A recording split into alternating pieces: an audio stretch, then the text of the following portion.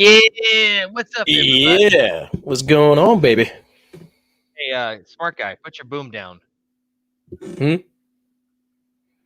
Put your boom down. Oh, Hey. What's going on, nothing much, brother. Nothing much, man. I was kind of hoping though that the audio would come through the mic, but I guess it's not working that way this time buddy? around. Yeah, it's all good. So, welcome everybody. Welcome to the 22nd episode 022 of the Battle Bros podcast with Mac and Alamo. I am Mac, and this guy over here, this is Alamo. So, say hi, Alamo. Did you do that on purpose? Do what? Because I couldn't hear you. Your mouth was moving, and I didn't hear any audio. You're like, I don't know if you were doing that on purpose. I was just like, oh crap, no more stuff. We're We're starting late a little bit, folks. We kind I of don't ran know into what to some do with my technical hands. difficulties. Yeah, that's all right. It's all good though. Yeah, so this is kind of a special episode. Going to be a little bittersweet. This is episode 22, as I just mentioned. This episode is called Hope. We are going to be having a guest come on here in just a minute. She's actually waiting.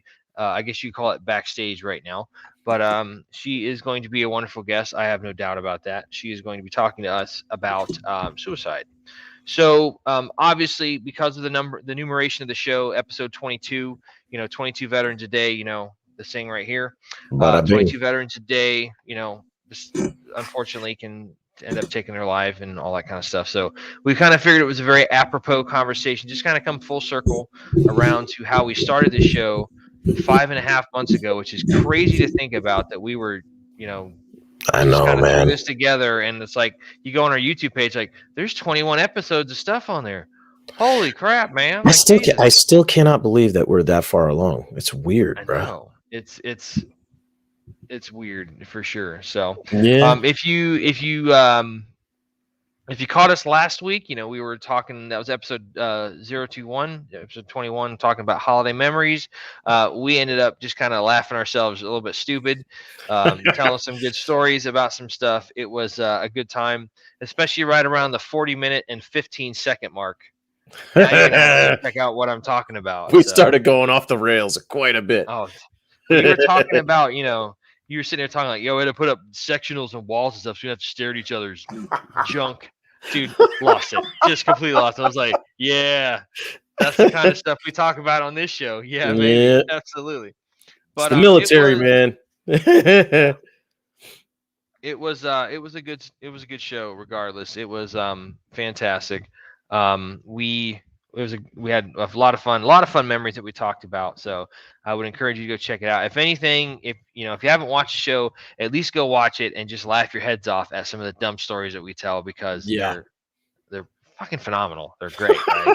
So, and that's not me tooting my own horn. I'm just saying, like, I rewatched the telling of those stories and jokes like 4 times this week, and I'm just sitting there like lobster red in the face, just laughing my head off. I'm just like, it's so good. I'm not gonna lie. I watched it on YouTube, and then I listened to it on Spotify and Anchor just for giggles. Yeah. So, speaking of that, because of the issues we're having and getting things set up on this particular show, I don't know if this one's going to end up on Spotify. So you may only be able to view it on YouTube. We'll see what happens. Fingers crossed, positive hearts, thoughts and prayers kind of thing. That would be good. But, we'll see what happens. Episode 10, where we talked about 9/11, was the same way. We ended up kind of the audio kind of getting boogered up and whatnot. So, yeah, but go on YouTube, sit back, relax, pop a bag of popcorn, watch the show, laugh your ass off, have a good time, and don't think about harming yourself, because that would be bad. So, indeed. So let's hit the ground running and get the ball rolling. So let's do it. We're going to introduce our guest. Her name is Christine Mauriello. That's right. And she explained once already what she does and how she got about this. So we're just going to bring her on and let her kind of tell it, because I'm for sure going to mess that up. I did have a big old cup of tea earlier, so it had a lot of caffeine in it. So it's like, him's going to have some energy for the show. I'm going to be sitting there at 3 o'clock going to sleep. 1,457 sheep. 1,458 sheep. Nope, not Damn it! working. Why'd I drink that tea? So yeah. So let's bring her out, Macho, if you would. Bring her out onto the Absolutely. show. So Christine, hey, how Hi, are you? everyone. all right. I'm wonderful. I'm wonderful. Thank you for having me on the show, Mac and Alamo. Absolutely. We Absolutely. are super thrilled and humbled and just absolutely privileged to have you on the show. So thank you so Oh, much.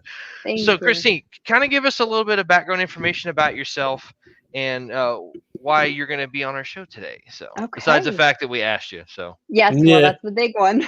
yeah, exactly. Can't be here without that. Um, I had a really great conversation with a young man today, and I told him why I do what I do. And I said I didn't get into being a holistic wellness coach, which is basically the whole body. It's incorporating the whole body. It's not just looking at the emotions. It's not just looking at the spiritual. It's not just looking at the physical. It's looking at the whole person. I didn't get into this because I got to the end of my degree and I said, I think that's what I'd like to do. I actually was driven into the, pits of hell of my life and ended up needing to recover, needing to say, hey, I need something because I don't want to think about taking my life anymore. I don't want to feel depressed anymore. I don't want to be driven to this darkness anymore. And I didn't have any more answers. And so, unfortunately for me, there's something called FND if you want to find out about it. And where it physically manifests the anxiety, the depression, all these negative things that are going on, all the past events that you've gone through in your life manifest into something physical. And for me, it was catastrophic. My whole life came to a complete stop. I had to hit reset on my life. And really like that was my major come to Jesus moment there. It was like, I need to get serious about this. This is my life. I have kids. I have a future. I mean, at the time I was like 36, 37 years old. And I needed hope. I needed something new. And so at that point, I just completely surrendered everything. I was like, all right, everything that I've ever believed before, everything I've ever thought before, I'm just going to kind of pitch and say, I might be wrong. What if I'm wrong about everything I know? And just like hit reboot and really just kind of be open in ways that I never was. And unfortunately, this episode is very meaningful for me because I lost my brother to suicide 15 years ago, and this was pre-coaching, pre my own stuff, um, and it was very hard and very profound. And I remember going through suicide support groups, which was so important. It was such a crucial step for me and anybody who wants to overcome, being a survivor of that.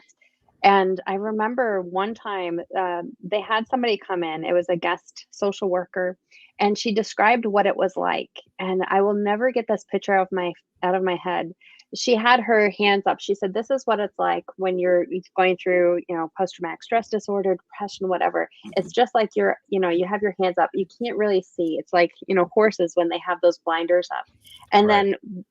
Deeper it gets, then she stepped closer to a wall and she kept making this progress closer to the wall where all you could see was darkness. And all of a sudden it just clicked. I was like, yes, that's exactly what it was. That's exactly what I experienced during my dark moments. I imagine that's exactly what my brother experienced during his dark moments and the countless others. I mean, 22 a day, that's an incredibly tragic number. Yeah. So my joy in life is now getting to step with people, making those steps, making on their journey, this brand new journey where they're saying, I'm not okay living like this anymore. I'm not okay feeling hopeless all the time.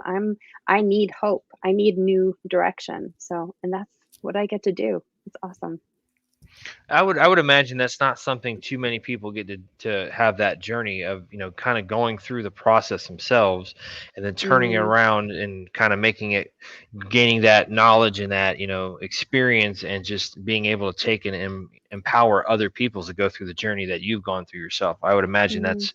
Yeah. that's never the impact of that is never lost on It anybody. definitely fuels me in a great way. And it's weird to use the word joy, but it is. I feel joy when I get to tell somebody, you're not alone. I actually have been there and there's so much hope. There's so much hope.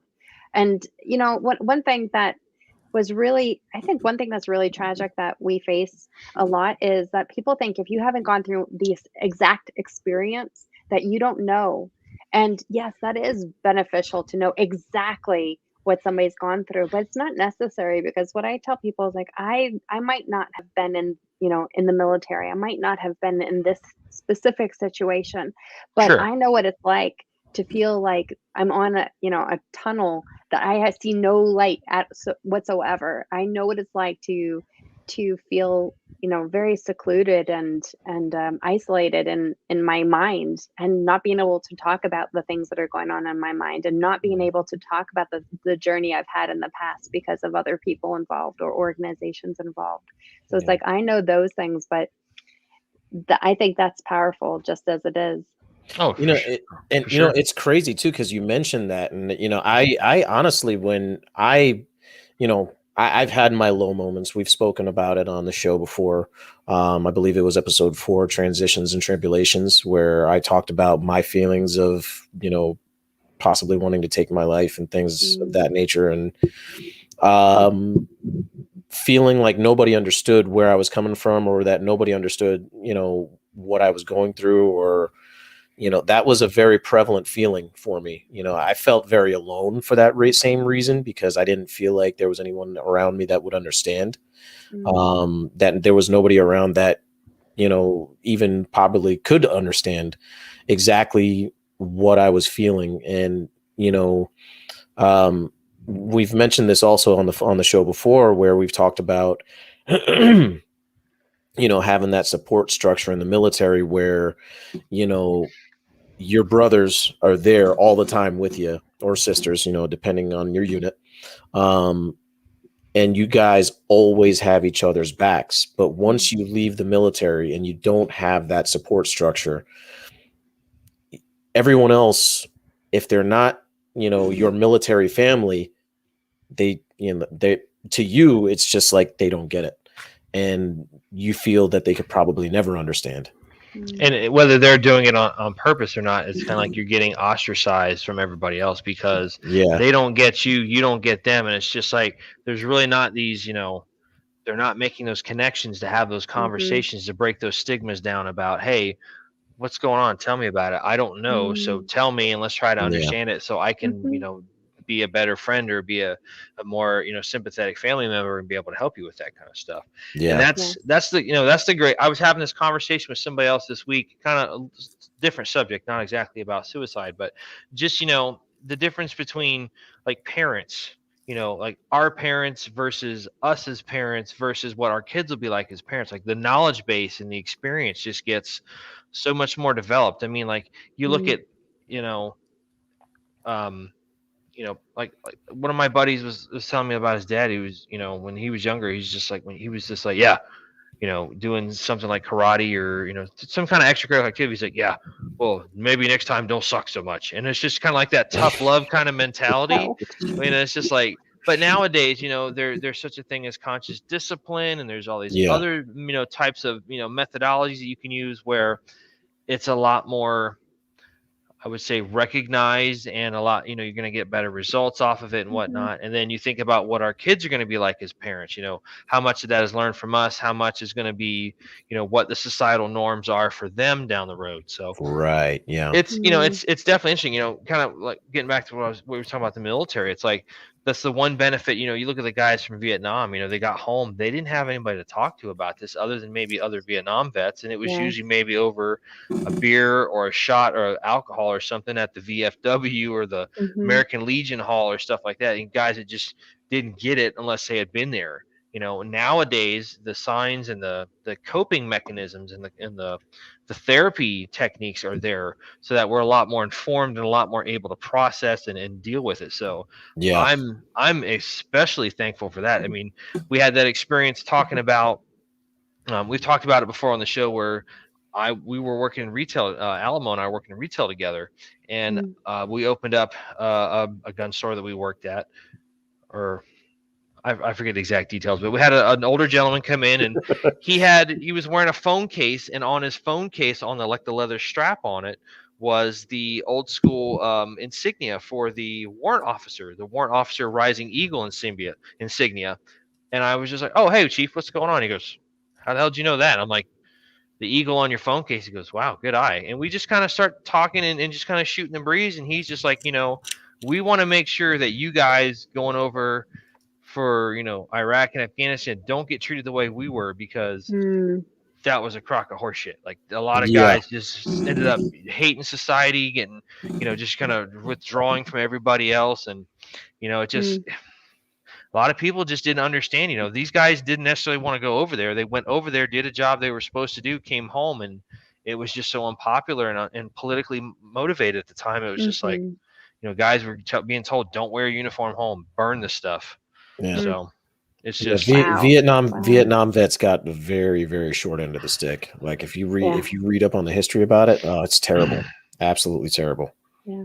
And you have that cognitive dissonance in there, because the media is telling people what they're being told to say, and people in the military know a different story. And it's just, so it creates like this loneliness, this isolation. It's like, oh, this happened. No, that couldn't have happened. And I've heard some things, and I just look and I believe, but I'm also in that, like, how could we let these things happen? But not to go down that trail, but yeah. But I guess don't worry, we'll go down that trail later. Okay. Well, we're gonna here's the show, and then we just kind of go off to the side. So it's all good. I mean, my thing is just about leaving people alone. I mean, if people don't know what they're going through, if they don't know what they've been through, which is partially, it's like, how could you, unless you've gone through some of these really, face to face. But how could you really understand and comprehend? That and it's just kind of one of those things where you kind of have to have kind of been down the road where it's like, been there, done that, check the box, got the t-shirt, having a beer, going, boy, that sucked, and now you can help other people talk about it too. So absolutely. So Christine, we're going to kind of, do something that's a little bit different for our show. We're going to kind of hand over the reins of this to you and kind of let you guide this conversation. So we're going to kind of let you dictate, what we talk about. So please feel free to kind of get started. So, what would you talked about your experience with suicide with your brother. What kind of made you, what kind of got you down that road of being able to want to help others? You talked about that happening, but what was kind of like the catalyst moment? Like for us, when we met last week, we talked about, the aha moment where we were going to do this podcast with our friend John. We found out that he had unfortunately taken his life. Right. And we were Alamo and I were talking about, man, we should do something together. Yeah, okay, we get together, we act stupid, but let's do something kind of cool. And he mentioned a podcast, and then we found out about John. It's like, yeah, this is what we're supposed to do. So let's do this and do it right and do him proud and, honor him by doing this. So what was your kind of, lack of a better term, aha moment? So, I guess it was, well, first of all, it was my two kids. Okay. I couldn't do anything for my kids, and all I wanted to be was a good mom. And when I got to this point where my life hit the wall, I was like, I can't do anything. I literally couldn't do anything because of how catastrophic, the FND was in my life. And I needed help. I needed 24-hour care for 3 months. It was incredible. And as I started making improvements, I mean, just things such as examining your thoughts. I mean, who thinks about, what am I thinking about right now? And really takes note of that. I mean, that is such a powerful, profound thing. So I started writing it down. I started giving myself like breaks to just watch nature. And as I was doing these simple things that, unfortunately at the time, and I say unfortunately / fortunately, unfortunately, I didn't have a medical or mental health professional who was doing this with me just because of the severity of the FND, and I couldn't leave the house. So, and we didn't have all the technology we have now with, our Zoom generation. But so I didn't have anyone walking me through it. And so I was really kind of like led, spiritually, I just felt led to little breaks and seeing the outcome of that, now this is going to sound a little wild, but I sit and watch a squirrel for a minute and notice how my brain just breathed. It was very weird. It was a good weird, but all of a sudden I was like, wow, I wasn't like running, my hamster on the wheel was not running for that whole minute. And it was like my breath just kind of like, okay, I can catch up. Yeah, that kind hamster of on the wheel, yeah, that goes crazy. I know exactly how you feel because I have ADHD. That's a great example. Yeah. And you talk about Like, you want to talk about the hamster and the wheel. Mine is going like 50 million miles an hour inside of it. You And need some squirrel watching in your life. I was gonna say, and I found out, I found out very quickly that for me, one of my kind of little things that I like to do is I love photography, and I love, like, I'm not a photographer by any stretch of the imagination, but you give me a camera and a great, like, little kind of nature walk, and that chance to kind of just calm down and, just, kind of let the spirit of God talk to me for a little while I'm, if you will, while I'm walking down these trails, and, oh, I see a little, alligator on the side of the thing. Click. Oh, I see that squirrel up there. Click. Oh, that is a really good view of the canopy with some sunlight. Click. And I found myself, when I did that, like, it was very calming to the soul, very relaxing. It made that hamster stop and just kind of like, doot, doot, doot, doot, doot. Oh, what's all this around here? So The that's a hamster's very, kicking very, back. The hamster's kicking back, kind of patting the sweat off his brow, getting a Gatorade bottle going. Some bonbons, sitting to watching a show, Oh, bonbons sipping are on evil. some tea. exactly, yeah. And it's funny you say that too, Alamo, because, like, I remember certain times when I was still in the military, when I would have to go on my weekend drill with my guard unit.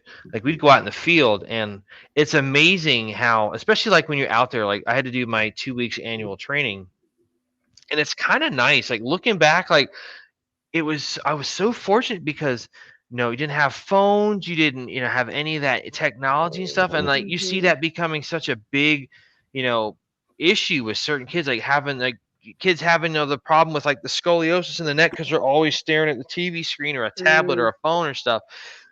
Take a minute and just unplug. It's like, your senses just kick into overdrive. Like, I remember sitting out there, and we were sitting in, like, we had, like, a little, our platoon was in a patrol base, and we had a little cigar shaped perimeter. And, like, I'm sitting there, and all of a sudden it's like, hey, somebody over there's got peanut butter. Somebody's eating peanut butter and crackers. Who's got the peanut butter? Like, you could just smell everything. You're just like, obviously you can smell each Everything's other, intact. everything is intact. Yeah. You could, but Yeah. your senses, you see better, you hear better, you smell everything. You're just so much more aware of what's going on. And it's like, I miss that. Like, I just love getting in my car, and I'll roll with the windows down, freaking, just drive through, like, especially out where I live, I'm not far from, like, Valrico and Plant City and Keysville, and it's kind of a very rural area. Like, some of these parts of town, you have to drive 20 minutes to get to the nearest Walmart. In Florida, people are going, what? Holy crap. Like, huh? So, I mean, it's out there in the sticks, as, like, my grandma, my grandmother would probably say. But yeah, and it's like, you just go out there and you hear nature, and you hear little butterflies just kind of flying around and stuff. It's like, there's a lot to be said for that. There's a great park over by where I live, where I'll try to go out there and just go for a little walk. And it's out there on a river flat area, and it's just it's just so peaceful. Like, more people need to do that. I mean, that's it's so underrated. I mean, there's so many great places to go in Florida. We're very fortunate. We've got a lot of great national parks. The one up by you, Alamo, with Kiva Springs and all that stuff that we went last year. Oh yeah. Kiva Springs was awesome. Down here, you got the whole Hillsborough River, the whole Hillsborough River area, like all the parks and stuff that run through there. Like, it's amazing. Like, take the time to go out there and watch a squirrel, folks. Seriously, that's the subtle underlying tone message of, like, go out and watch a squirrel. Yeah. It's amazing. So, and I mean, you all know, I mean, all three of us know the impact of that, and the impact of just shutting your brain down for a minute just to silence it. I mean, that is so important, to silence your brain, because what happens is we get on autopilot, right? We have these negative thought patterns that just go, go, go, go, go. And a lot of people, and I want to tell you, if you're watching this and you've been in the military, there are plenty of people out there who have not been in the military, but they are on guard 24/7. They grew up in abusive homes. They had trauma when they were younger. They were in the occult. They were, trafficked. There are all these people out there who could benefit from just going and watching a squirrel, so to speak. But just because of that benefit of, getting out of that fight or flight freeze kind of thing. I mean, it's just letting your brain breathe. And the longer I was doing that, the amazing thing was this was a building thing. It was not just one day I started watching a squirrel, the next day it was great. It was a building thing. It was like it took so long for my brain to restore. And what I noticed was that was something new I was doing, right? And then I would spend hours and hours at the library. I'd love to learn. Once I realized, once I overcame the FND, I was like, wait a second, how did I do that? I mean, because the doctors who diagnosed me said that I couldn't. So I was like, I don't know how I did that. I don't know how to tell people how that happened because that's what people wanted to know. And so I started reading about it. It was amazing. You bring up a very valid, very, very, very apropos point with that too, Christine. It's like, doctors will diagnose this or that or say this can happen, that can happen. But one, it just goes to show you that the diagnosis ain't always exactly the gospel, so to speak. And that's probably not the best term, but it's probably not as set in concrete as people think it is. Mm-hmm. Two, it just goes to show you the resiliency of the human mind, body, and spirit. It's, humans are just so amazing. Like people I've seen guys there was a guy that used to come into the shop with the Alamo and I worked at, and he was injured in line of duty overseas. He lost feeling in his legs because his vehicle was hit with an explosively formed projectile, an EFP. And so when this guy first came into the range, he was in a wheelchair a lot, and his wife is just a saint walking amongst us because she was just so supportive and just always right there with him by his side. And then the next thing you know, he's walking, he's got like two crutches or like those kind of like forearm canes. And next thing you know, he's just got a cane and he's just kind of got like a little pimp lean when he's walking and stuff. You're just like, yeah, man, like I'm going to give you a hug now, dude. That's freaking awesome. Yes. It's amazing. When people give a prognosis, I just say, Mike, listen, I think that only God can give us a prognosis because he's the only one who actually knows. So remember that the people who give words, these are only letters, that make up words that they're giving us their best impression, right? Their best guess. And I don't want to live my life based off of somebody's best guess. I want to do what my gut is telling me to do.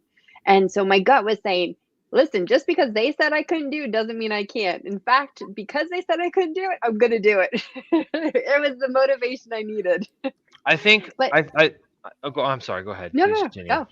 I was going to say, I think if more people, so I find it funny, like you have people that, they'll use their GPS, like, if you're old school and have a standalone GPS like this guy, or if you have the GPS on your phone and you're trying to get directions how to get somewhere, and it says you will arrive at 15:47. They're like, all right, time to beat, challenge accepted. Let's do this. If more people had that mentality about beating the damn GPS, getting somewhere, and saying, "Oh, you're only going to be able to walk again," it's like, no, I'm going to go out and I'm going to friggin' be in the Special Olympics. Like those stories always get me. Like they're just amazing how people go out there and are not given the best, not given the best outcome, or they're saying, "Hey, this is what's going to happen." Like there's a really good guy out there named Travis Mills. He's a quadruple amputee, so he's got. Both of his legs are artificial. He's got one arm and stuff. And he's very, like, to hear him talk about it, he's been on one of those TED Talks. To hear him talk about it, he's just got that great, sarcastic, wise-ass sense of humor that most veterans in our generation have. And, he's just like, he's talking. He's like, he told his wife, he's like, listen, you weren't expecting this. You have a kid, take the house, whatever. I'm just going to go. She goes, listen, I thought about that, but, handicap parking, kind of awesome. And I was just like, that's great. It's like sarcasm. Yes, that's exactly right. And just having that mentality of just having, that morbid sense of humor that we can have can just really be used to turn things around and really work for the fighting spirit of people in general. And that's one of the things I've always loved about our generation of veterans. Is like we're some ornery SOBs, and like it's like we're not giving up easy. Oh my gosh, no, you're not quitters. No. Right. After all the stuff that we've gone through and seeing like how things ended, and like with the case of Afghanistan closing down earlier this year, it's like, it's kind of a sour. It's kind of a sour note to end things. It's a very sore subject, and for us to sit there, it's like, you know what, we went over there and did this and that and this and that, and I don't want to get too political, but you just kind of use that as fuel to sit there and go, you know what? That's messed up. I need to do something to honor the people that we lost over there, or I need to Yeah. go do something to make sure it doesn't happen again. So, but yeah, I mean, just using that sarcasm and that dark, morbid sense of humor to turn it around into something positive, I think is just one of the fantastic character traits of our generation that I just have embraced wholeheartedly. Even with my daughter now being a sarcastic, I'm just like, where did you get this from? Oh, that's right, you're my kid. It's in your DNA. There you go. I mean, GA sarcasm.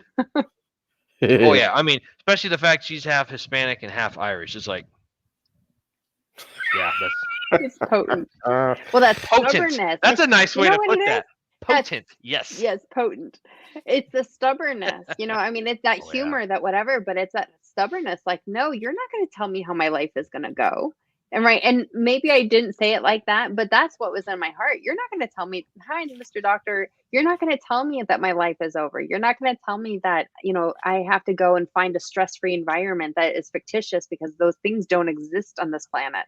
Right. You can't tell me that this is, going to be the rest of my life, because you don't get to write my story. My story's already been written. You didn't write it. And so I'm not looking to you for guidance as far as that goes. You told me as much as you know, and I appreciate it. Thank you very much for your dedication to what it is that you do. And that's where your service ends to me. Now I will go, and I have to be responsible for the rest of my life. I'm gonna go grab this bull by the horns and go. Yeah. Let's go. Scared. Listen, I'm not saying that like I might have said that, but Yeah. inside I was like, oh God, what do I do? Like, how do I get my life back? And it wasn't a short journey. It was a long journey. It was years. Right. So, but come full circle to the question about how I got to do what I did. When I was diagnosed and I was told you can't overcome, and then within 6 months I overcame, I wanted to get that message out, because when I was first diagnosed, I looked up all these, how do I overcome this, success stories, whatever. And all I saw was negativity. I saw examples of this, but I saw like the most tragic stories. But I like people 20 years in this cell, basically, that they had been put in with no hope. And I had to get it out. It was like brimming out of me. And I just thought at that moment when I realized, I'm like, wow, I overcame what they said I couldn't overcome. I felt this burden, this major burden. Like, if I choose to go back and start my life again and just go back to work like nothing happened, then I leave all these people who were doing the same thing that I was doing when I got diagnosed, who are looking for hope anywhere, somebody to tell them something different. And I have that, and I'm not giving that to them. And so when I started I created like the most, and we talked about this and laughed about it, our first YouTube videos, and it's like, oh, yeah, Lord, I wish I could take that down, but you can't. You can't take it down. It's on the internet. It's in like an eternal time capsule. It's there forever. I could take it down if I wanted, but I'm not going to, because that wouldn't be fair to people to be like, oh, see, and the next day I was perfect. Yeah, and I think and that goes to a lot of different levels. With just the nature of the world, especially in the social aspect, the social media aspect, the social influence aspect. I mean, you see all these pictures. Yeah, exactly. The comparison syndrome. Yeah, I mean, you have to. You have these little girls that are out there that compare themselves to these magazine articles. Like, why don't I look like that? I'm like, because it's friggin' airbrushed. You're not gonna look like that. It's okay. They don't even look like that. Nobody has fox ears for real. I mean, the only people that are real are those people that are like going out and like doing the weird. Some people call it self-mutilation. Well, they're doing the weird stuff. Like, you'll see people where they'll take their tongue and they split it. They cut it, and that way they kind of have like a fork tongue. Yeah, and stuff. Like, those are some real people. That might not be the norm, but you know what? Those are real damn people. It's like, do you, boo boo? Like, go do that kind of stuff. Absolutely, go look how you want to look, and just dance to the beat of your own damn drum. Like, go out and do that stuff. Don't follow everybody else. I hate that. Yeah. Like, go. More power to you if you do it, though. I mean, I'm not going to do that. The only benefit I would see to that for me is if like I start practicing playing my horn again, and I could probably be able to do some really awesome staccato, like doing all that crazy stuff. Like, holy, how does it do that? Like, got the whole fork tongue on there. I mean, but like you said, it's just they just set such a high expectation. I mean, Right. and you also mentioned something earlier too. It's like that instant gratification. Again, not trying to get into the socioeconomics and socio. Give you $10. $10. I'll think about it. Think about it, brother. But I mean, the instant gratification thing, that's very, very scary. How that can just consume people, the instant gratification, not putting in the effort, like I sat with my daughter and I colored a picture and it took me 2 hours to do it. And like most kids would be bored after 5 minutes and what are they going to do? Right. Yeah. Pick up it, and it's wild, man, because you read all these studies about what social media typically does to people in terms of like the endorphins and like all those pleasure chemicals that get into your body and into your brain from just from scrolling up, in a phone or looking at everything up inside in the Facebook or whatever it is, and or as it's really called, the devil's book. Yes. So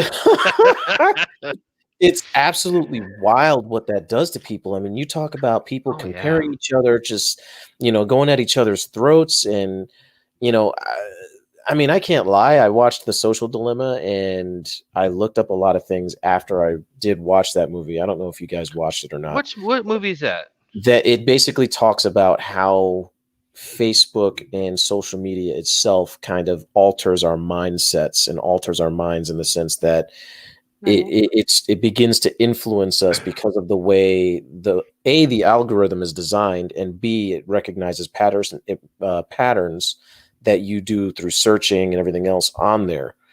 So so essentially the AI is not like an actual AI where it's like, oh, I know you, but the AI is designed literally to learn your patterns, to influence you to be more extreme on the side of whatever it is your beliefs can be. Which it's marketing on crack, basically. Exactly.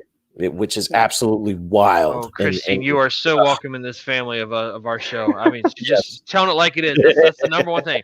Don't beat around the bush. It's like, go for it. Just tell them. Well, love it. In addition to the instant gratification, I think that I want to say this right. Like, suffering is not embraced as something that we should embrace. It's actually something like, oh, I have to keep my kids. Now, I have 2 kids, and it's hard to see kids suffer. It's hard to go through suffering. But the thing is, one of my greatest encouragements is there's a scripture that says that we should rejoice in our suffering because suffering produces perseverance, and perseverance produces proven character, and proven character produces hope. And I got to see that. I remember reading that for the first time in the midst of, this really felt like a long journey when I was in the middle of it. And I thought, there's a purpose to this. And I think I knew that before, because I remember back when I was married, I was having a conversation with my husband about our kids, and he said something about like how he never wanted his kids to suffer. And I paused. I was like, wait, I grew up, I was one of 6 kids, family of 8, on a ministry income. We suffered, we went without a lot of stuff. So I knew I became the person I was because I went through what I went through. So, being sheltered, people just don't see the value of suffering. They don't see what the outcome of it is. I mean, and it has no value really if you don't see it as something that you can grow from, something that shapes you into, an amazing individual, hopefully. Oh yeah. But I mean, and that's something that I'm very guilty of, is with my daughter. I tend to be the parent that tries to have the teachable moments quite a bit, to the point where I probably sound like a righteous a-hole sometimes. They're just like, dude, shut up, let her be a kid. I'm like, I got this, leave me alone. But But yeah, you're right. I mean, you just have to expose them to that. Mm, Exposing them to suffering. To a certain degree. To be fair, to a certain degree. mhm. You don't want to sit Of there and like course. shove them off in the woods with, okay, you got a lighter, a popsicle stick, and some moss. Yep. See We you in got 3 days. MacGyver here. Exactly. Exactly. Oh, there's an idea, Alamo. We do the Kid MacGyver challenge. Ooh, That would be a good one. Ooh, I'll start But my name on it. yeah. but just yeah, absolutely. Right, you heard it here first. Anyway, but like I was saying, you have to expose your kids to this. Like, Hmm. exposing your kids to not being first place all the time, or to Yeah. not, getting second place, third place, coming in last. I mean, there's a lot of Hmm. like, we say it all the time, the character building aspect of stuff. Like, there's a lot of value in that stuff, and I think, again, to the state of, the way things are nowadays, like there's a lot of things that could be tweaked and changed, and I think it would probably help a lot of people, but that's Oh a yeah. conversation for another That would day. take a So little bit Yeah. of time, just a little bit. I mean, it's going to take at least a generation just to kind of for them to see it, and then, like I saw something from a guy that we talk about quite a bit. His name's Tim Kennedy, and Tim Kennedy is a guy who Tim MMA. Kennedy. He's an MMA Man. fighter. I mean, he's kind of like your guy's guy, typical like alpha male type dude, but he's also very humble. He's not like a cocky sob, but he's he has he's like hard times produce tough men. Tough men produce good times. Good times produce easy men, and then easy men produce hard times. So it's very just Mm, cyclical, and it's like, where mhm, Yeah. are we right mhm, now? And it's like there's a lot to be mhm, said for that. I was watching something else where guys were like, they're saying, oh, guys need to be respectful. No, you want kids to grow up being warriors in a certain respect, because these warriors are going to keep their sisters and their mothers and their and other people in their family safe. You need to show them that masculinity is. I know I'm going off on a wee bit of a tangent with this, but Yeah. I do that. He'll tell you. He'll tell you. He'll tell you. I do that. that way. But yeah, That way. I've We got both messed up do. here. I'm not used to having somebody on this side of me over here. I'm like, oh crap. I'm like, that's great. But I mean, it's important. It's like you want people to understand that, like especially with all the bullying going on, and Alamo can tell you about that with the bullying aspect of Yeah. it, like we talked about when we first met and stuff. It's just there's a lot to be said for that kind of stuff, and having Mhm, people that stand up to that. Like they're like, mhm, oh, they see it in movies, do it in real Yeah. life. Like take that mhm, step. So mhm. all right, I'm gonna Yeah. shut up for a few minutes so you guys keep the show going here, because I'm just going Well, whatever. I'm gonna piggyback on what you said, Mac. One of the things Okay. that I'm really passionate about is, yes, I think that we should stand up for each other. I think that that shows great value to, be the one to stand up against the bully. I think it's also very important to teach our kids how to have character discernment, what character discernment is, and how to protect your heart, because it's the most Yeah. valuable thing that we have, and we just don't know. We meet people and we're like, "Hey, come be my best friend." It's like they have not shown Oh you their true yes. colors.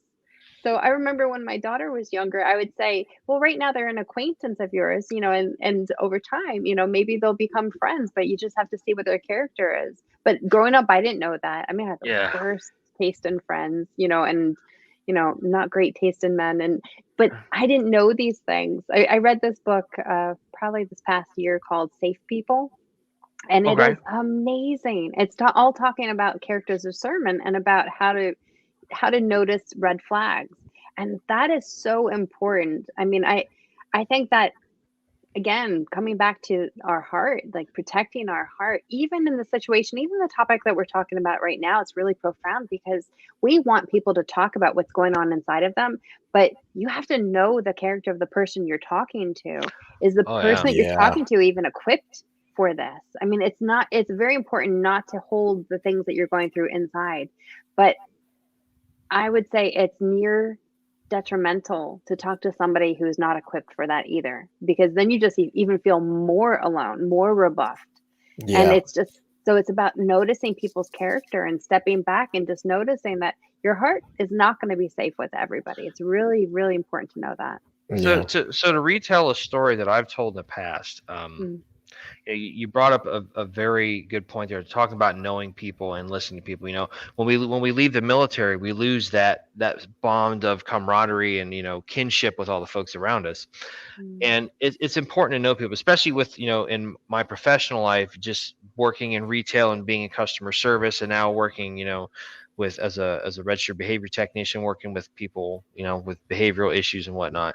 Like, that's so important to be able to pick up on those subtle things with people. I have a friend of mine call me really early in the morning one time, and they were like, "Hey, I'm glad you picked up because I'm not in a good place right now." And this Mm. Yeah. person said something, and I was just like, "That's not right." So I went, because I live with my mom. I went in my mom's room, like, "Hey, I got a call from somebody. I'm gonna go help them out. I'm okay. I'll let you know when I get there." And I stayed on the phone with the person driving down to their place, and I said, "Hey, do me a favor, open your front door." And they're like, "You're not there." I'm like, "Try me."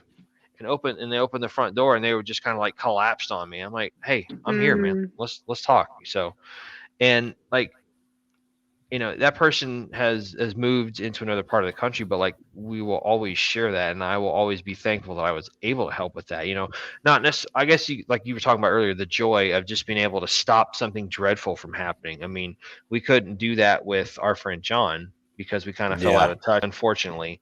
But Mm. that's, having not ever been in that position myself, having been on the other side of it, of being able to kind of provide that reaching hand to come down and just be like, "Hey, I got you." Mhm. That's, there's a lot to be Mhm. said for that. And if it wasn't for me being able to pick up on that, it's like, you know I don't know if I could have done anything, and that person might not be here. So Yeah. you're Mhm. absolutely right with that.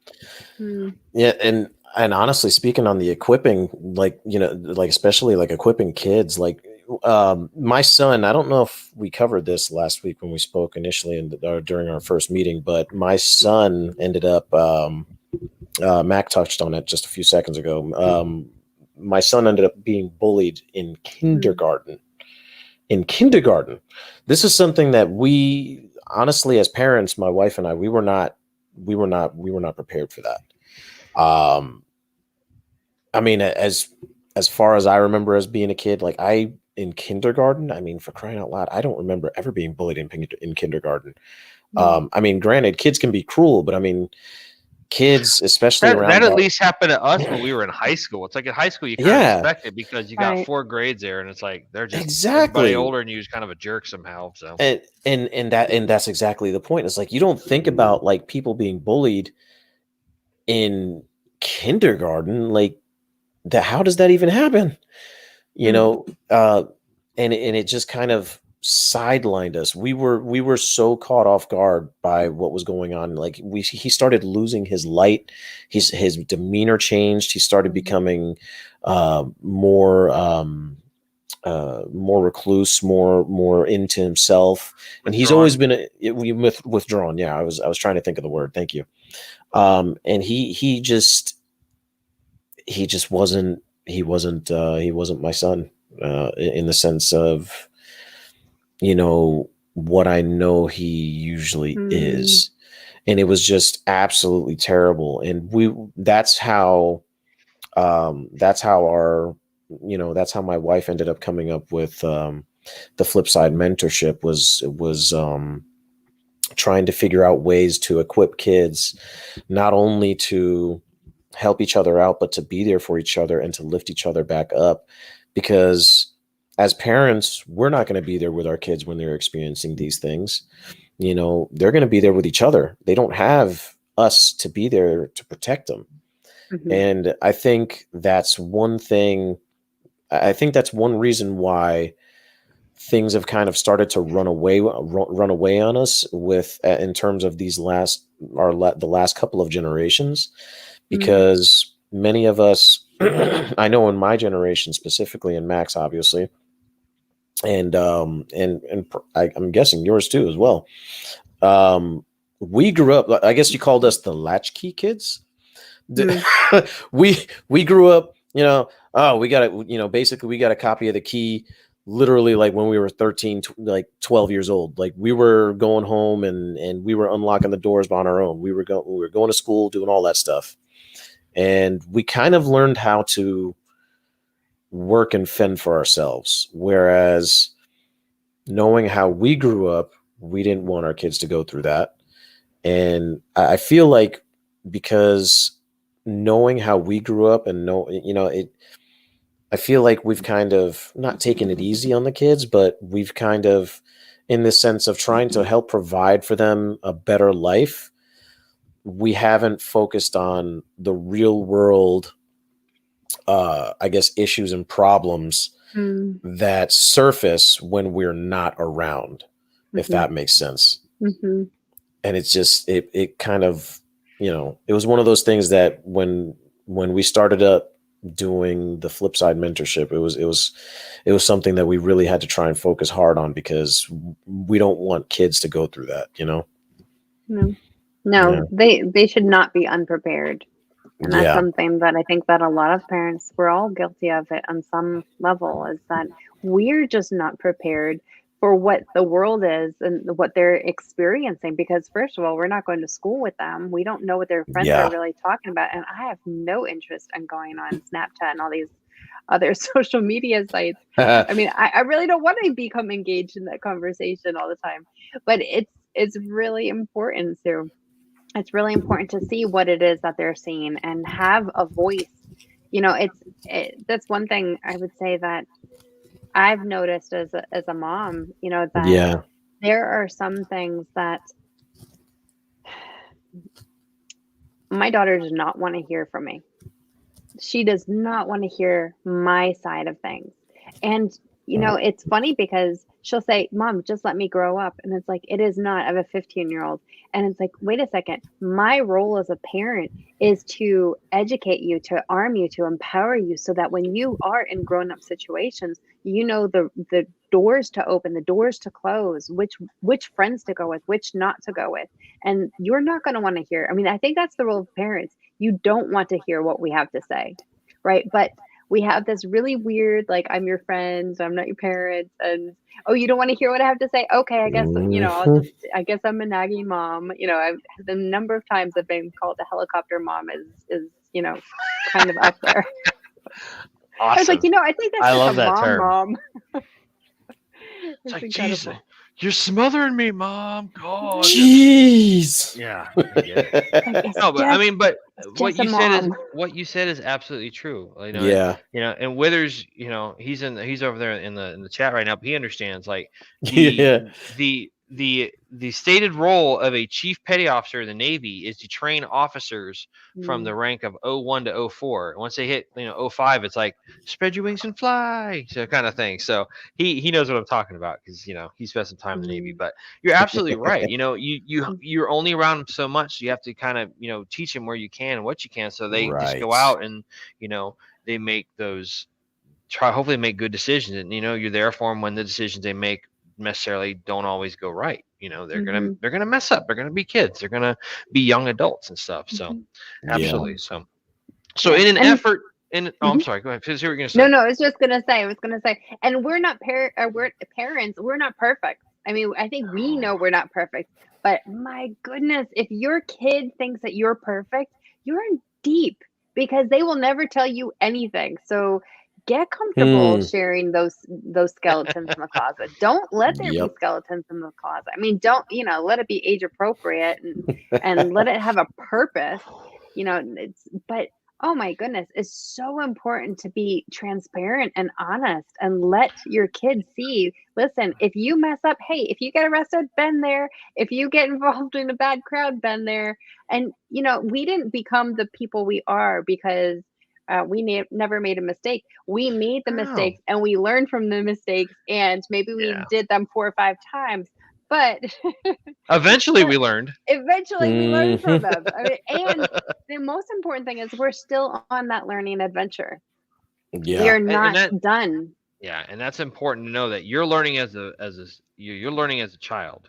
We've kind of gotten out of that and we've kind of mastered that, so to speak. Now we're learning as adults, so we're gonna have to do that in a symbiotic way and just be like, we're in this together. So let's figure that out. So, all right. So in an attempt to kind of get us back on track, so let me ask you this question, Christine. What would be? So we're talking. the the the, the subject of the show is suicide. So Mm. obviously, there's going to be some early warning signs. Can you kind of give Yes. us some input into what that would be? Obviously, if you're having, I guess it's called suicide ideation, where you start thinking about, some Mhm. things that you may do to harm yourself, maybe to kind of make that ultimate choice, that kind of things.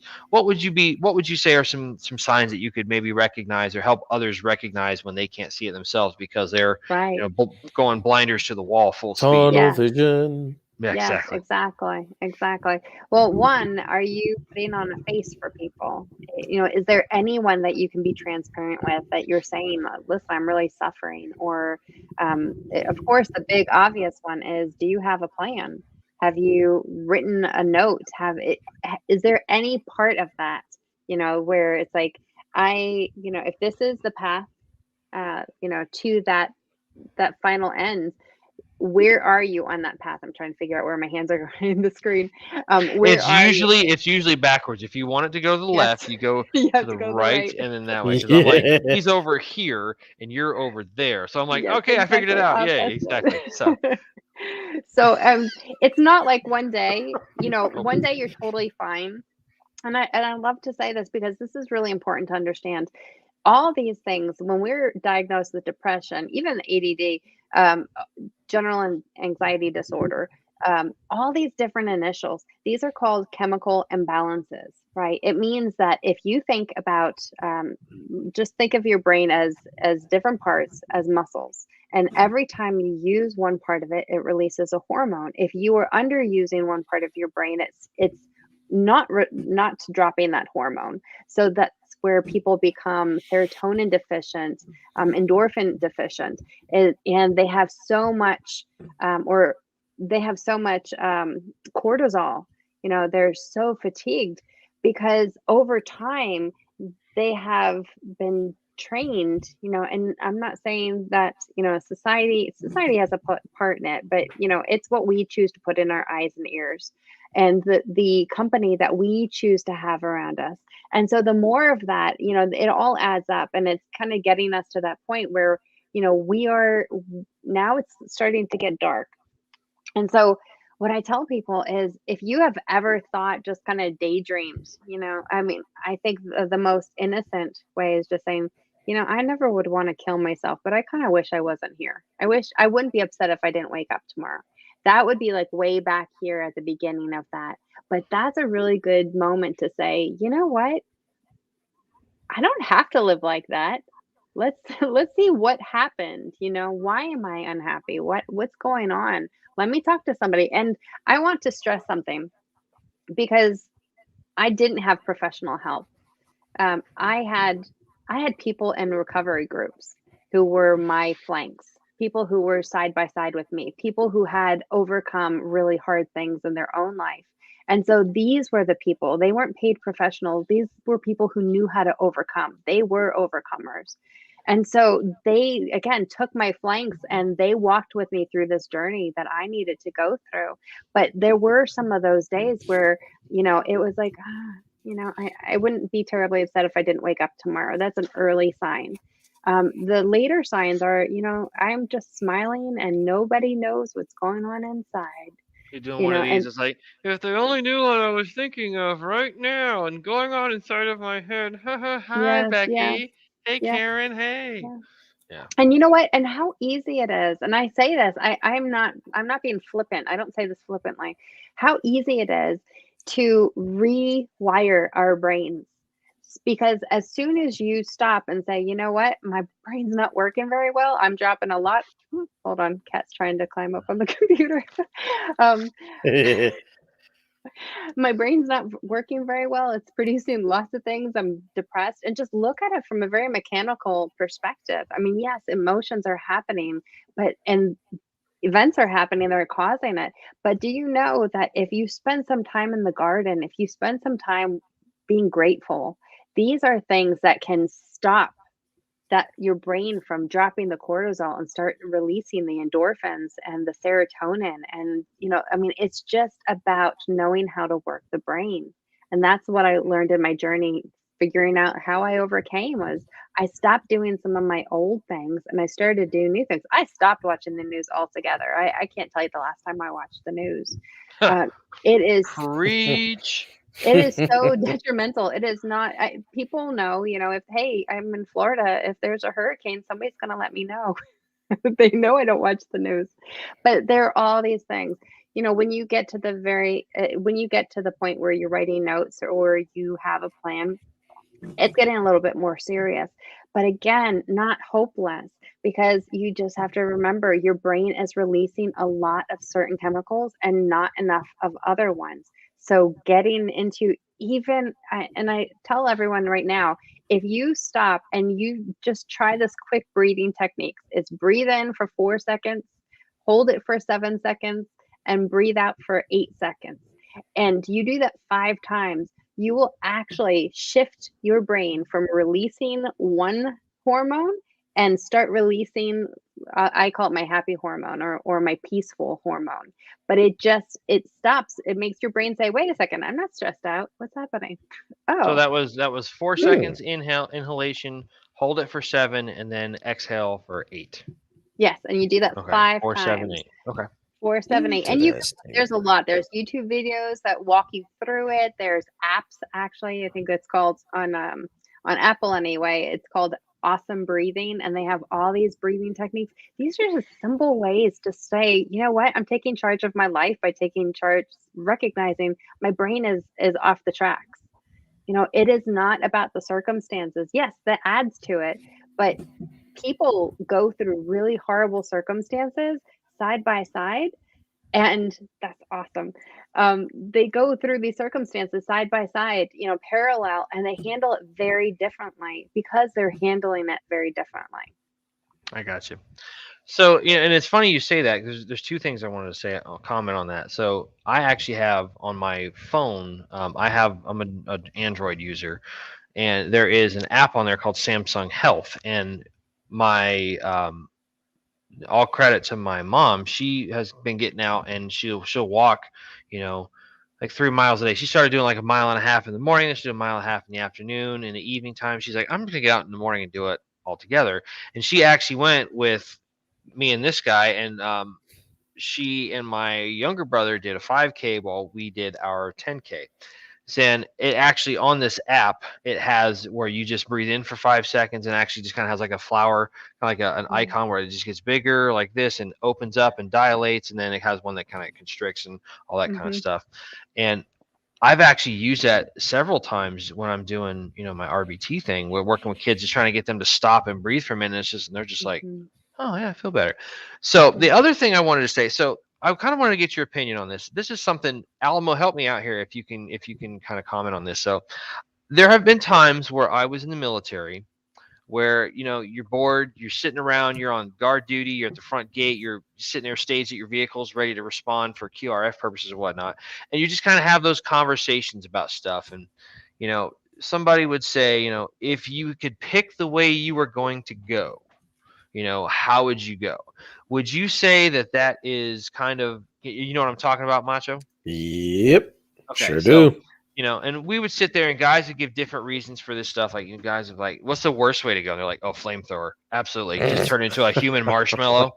Done. It's like, if I'm going to go, let me just get shot by, like a marksman or a sniper, just make it over and quick. They don't have to study. Yeah. Would you say that is kind of borderline approaching what we were talking about with that? Or is that just us knowing that, hey, you know what, this is a real thing? We may be young, we may feel like we're invincible, but there's a real possibility that we could not go home with this. And is it just kind of us just bored shooting the shit? Yeah, kind of like an acceptance type dealie, if you will. Yeah, kind of, sort of. What's your opinion on that? And I think, oh my gosh, hold on, my cat's losing their lunch. And this is how you know we're live, folks. We didn't plan this. It's awesome. Things happen in real life. That's right. Yes, they do. And you can laugh about it. That's the important thing. Yes. Life is unscripted. You just have to go with it and laugh. Absolutely. Especially.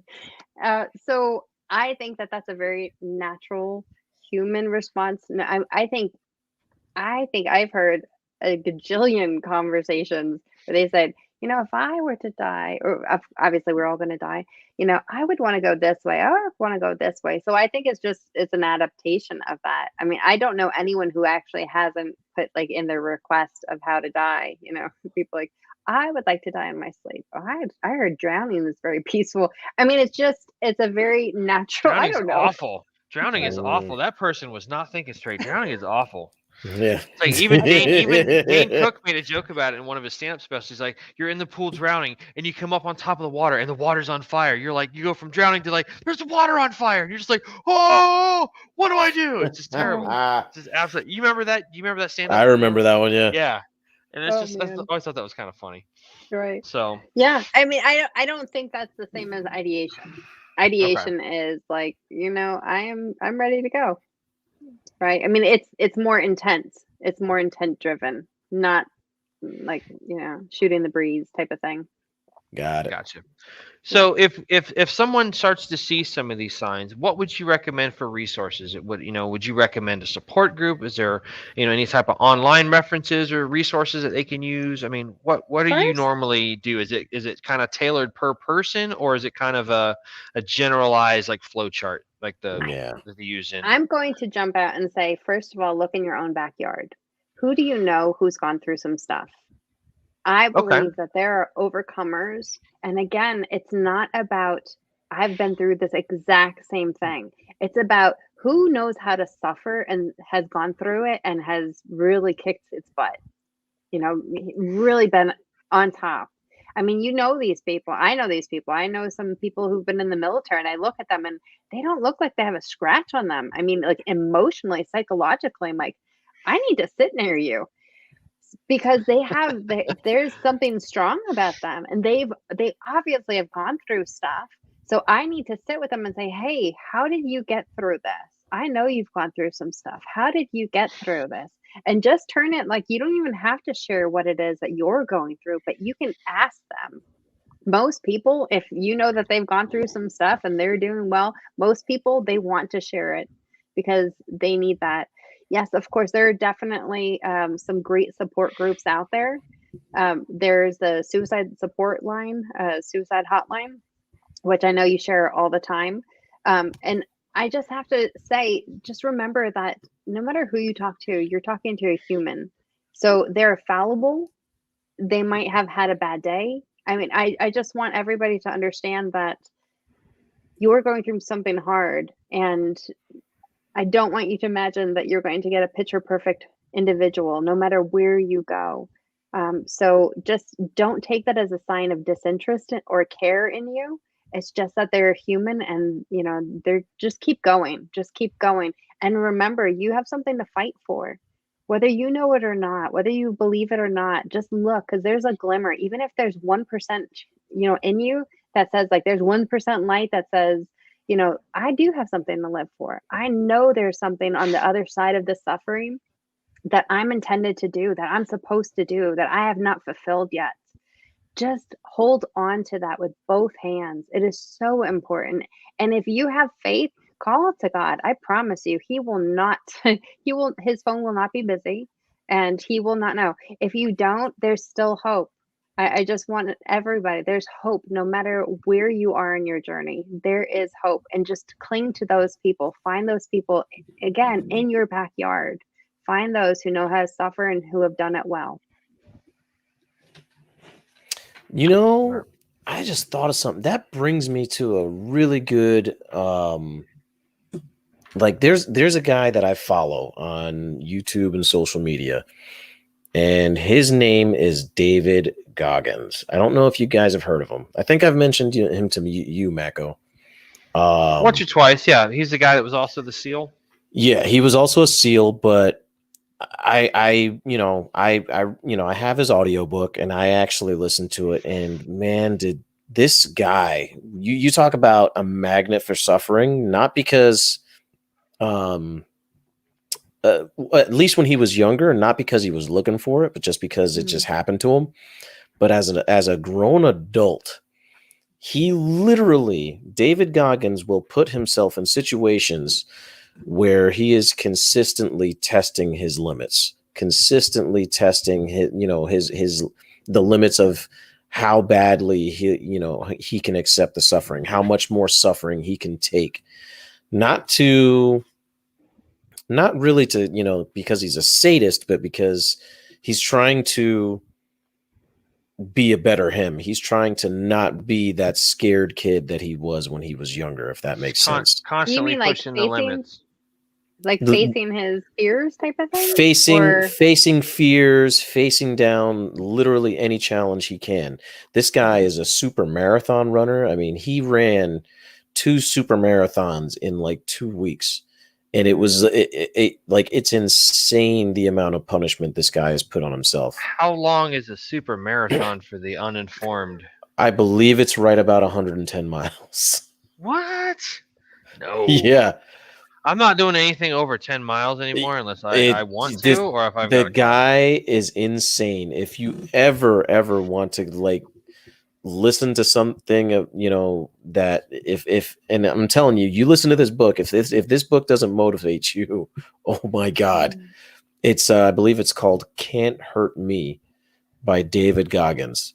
Either listen to it, read it, whatever, but it is insane. Just, you would expect this guy to be dead or worse. I don't know. Or he can't play the lotto because he's used up all of his luck not ending up dead. Like, yeah. It's like, holy crap. It's crazy, man. This guy is, yeah. Does he wrestle with alligators and things like that? No. I don't think. Well, I'm just trying to figure out like what kind of. I mean, he's a SEAL. He probably thinks he can. So. Yeah, basically. Guys, I mean, those guys are a special breed. Like, yeah, he has. Special I think he has the record for the most pull-ups ever done by a human. Like, I think like 4,960 in one sitting. He did it in a 24-hour period. He just kept going like a machine. Insane. Absolutely insane. I would hate to be that guy's knees in about 20 years. Oof. Speaking of, he posted a video of him draining his knee after a recent marathon. No. Yeah, it was. Oh. Wow. Yeah. So people do know how to suffer well. And it's funny because I think once you recognize it, I would say that there was a point where I had no fortitude, or at least I believed I had no fortitude. Our beliefs are really profound as far as what we think we can overcome is because we don't believe we can overcome it. But just changing it, saying, you know what, I don't think I can overcome it, but I'm just going to toss that in the garbage, and I'm just going to say I'm going to do the best I can, and I'm going to, I'm going to find people to help me overcome it. I'm not going to do it by myself. Dang right. Beliefs are huge, powerful, profound. And I remember before I would avoid suffering. Oh my goodness. But now it's like, I don't know. I had a car accident and I was like, yes, definitely suffering. But here's the point is like, you can suffer and have no point to it, or you can look for the purpose in it. You can look even for the joy in it. And there is that. I believe that there's joy. I wrecked my car. I get to buy a new one. Yay! Well, no, mine was like I had the dearest friend who every week, because I had a concussion, I had back damage, I had neck damage, my arm, still is not totally right. But she would bring me and my family a meal every single week. That's awesome. I had people come cut my lawn. I had somebody donated a car to me because I didn't have a car anymore. These were things that I just looked, and had I been so fixated on all the damage and pain and suffering that I'd gone through, and there was a lot of damage, pain, and suffering. But if my vision was focused on that, I wouldn't have allowed all these things into my heart the way that I was able to. Now, take it on a different level. There are some sufferings I don't like, I don't want to go through, but I do know that it's beneficial for me. I know that I can grow through anything. And that's kind of the stance I'm taking. That's part of the process. That is my decision that I'm making. So and for whatever reason, whenever I like kind of have an epiphany about what somebody's talking about, I always refer to it as a movie quote or a movie scene or something like that. So there's a great movie with Robin Williams called Patch Mm. Adams. And Oh Patch yes. Adams, and if you don't know the story, he pretty much, he goes and he's in a psychiatric hospital and he's like, I think I'm better. And the doctor's like, I think you should stay here. We're going to put on your file AMA, against medical advice. And he goes, and I'm going to put ADG ARA. I don't give a rat's ass. And he just takes off. But there's a scene where there's a guy in the mental hospital while he's there. He's like, and he's doing this. He's like, how many fingers am I holding up? And he's like, 4. And he goes, 4? Crazy. And he's just like, look at the guy, calls him crazy. But the whole purpose is that he goes, you're focusing on the problem. Look past the problem. So when he looks past and sees the guy's face in front of him, he goes, oh, 8 fingers, because you kind of get this blurred in and Right. all this stuff. He's looking Yeah. past to see the solution and not the problem. And he goes, 8. And he goes, yeah. And I'm just like, yeah, that totally resonates with me. Hell yeah, Wow. absolutely. And it's just one of those like great little scenes where you're just like, yeah, you know what Mhm. they're talking about. Absolutely. So Mhm. Yeah. it's And this wonderful. is no way to limit or to degrade or to not give the full impact of the suffering that people have gone through. I've been in those places. I've been, you know, I have attempted multiple times, and I know what it's like. I know the darkness. I know how hard it is. So this isn't at all to make light of it. This is just, a what if. Put a Mhm. question out there. What if this isn't the end? What if that thing that just happened isn't the worst thing that could ever happen? What if Right. tomorrow I wake up and something is different? What if I start looking for some things to be different? What if I figure out, how to use this big machine on top of my head, so that, my chemistry does get balanced out? What if I find somebody to talk to who really understands, really gets it? Just start playing the what if game, but in different twists than what we usually Sure. do. Sure. So we talked earlier about having like different resources and things, the suicide prevention hotline, and there's different things you can do online. Hmm. How important is it for someone who may be going down this path to seek out somebody else? Is it recommended? Like, you were saying, self-admittedly, that when you went down this, you didn't have professional help, but you did have Hmm. people in support groups that were kind of able to help you along and get you on the road to recovery, so on and so forth.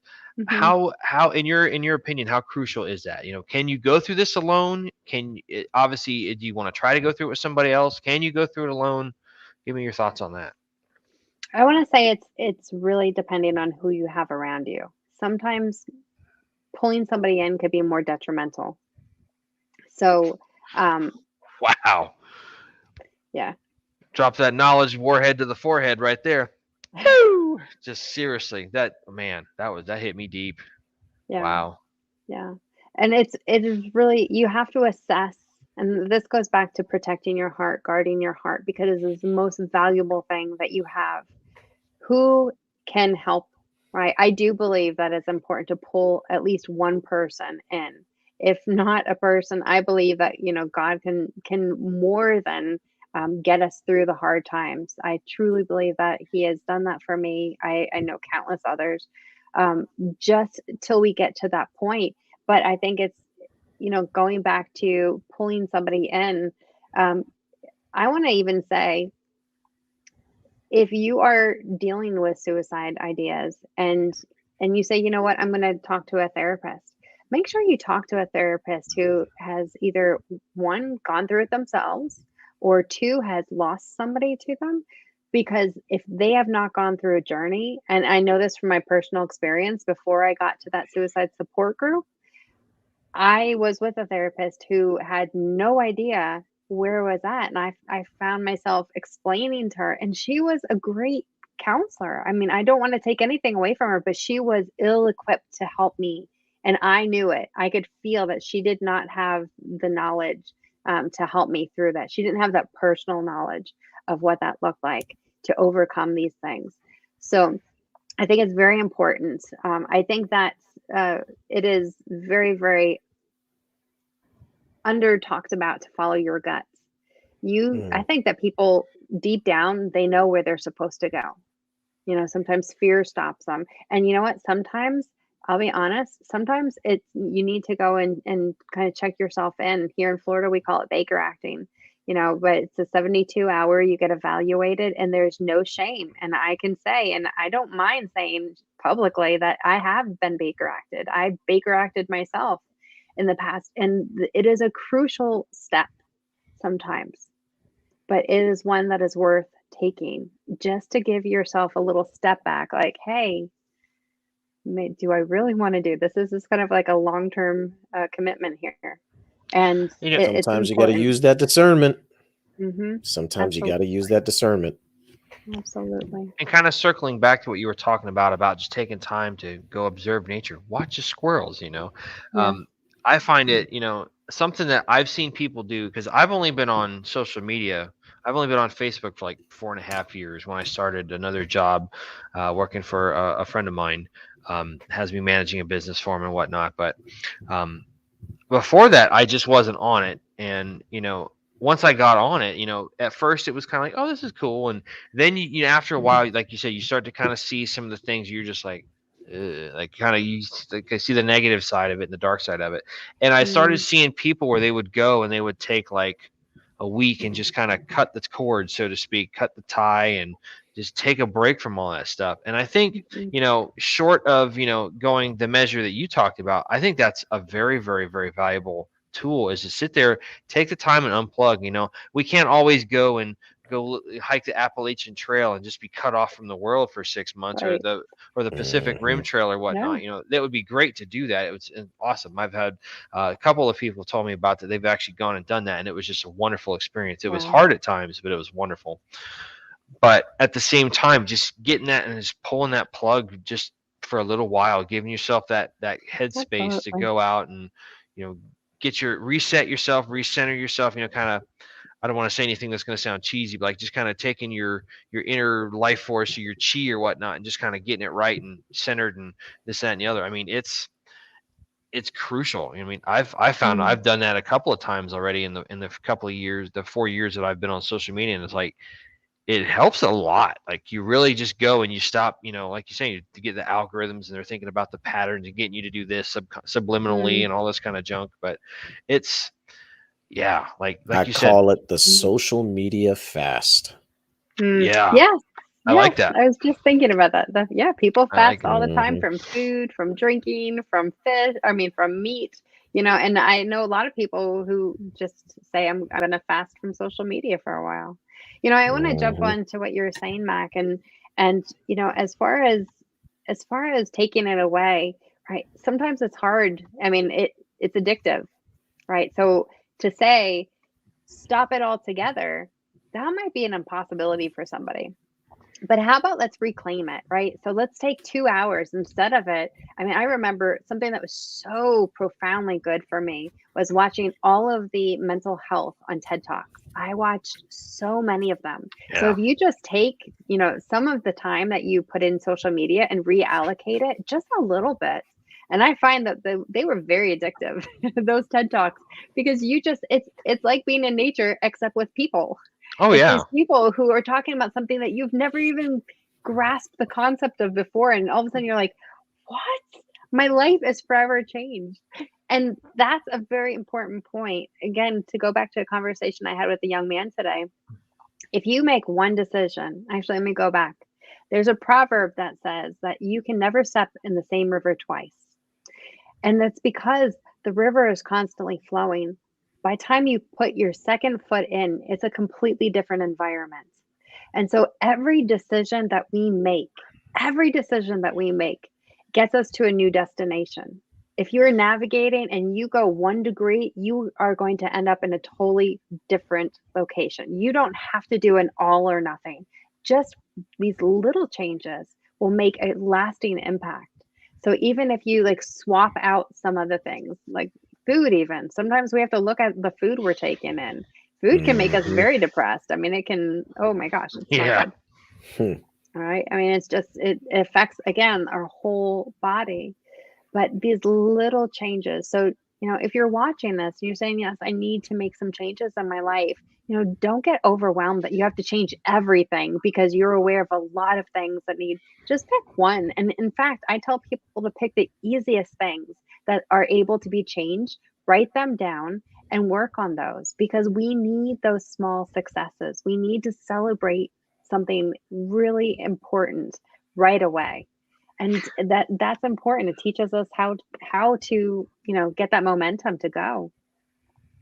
Now, when you bring up a valid point about do what's going to work best for you if it's within your reach. I know for me, when I say I need to like just cut the cord and cut the tie, I know my personality and my because you're sitting here and all of a sudden you're just like, how did that get in my hand? Whoa! Like you just find yourself, it's like, where did that come from? I didn't grab it, and you just do it so subconsciously. I know for Right. me that I just have to make that clean break and just be like, I'm good.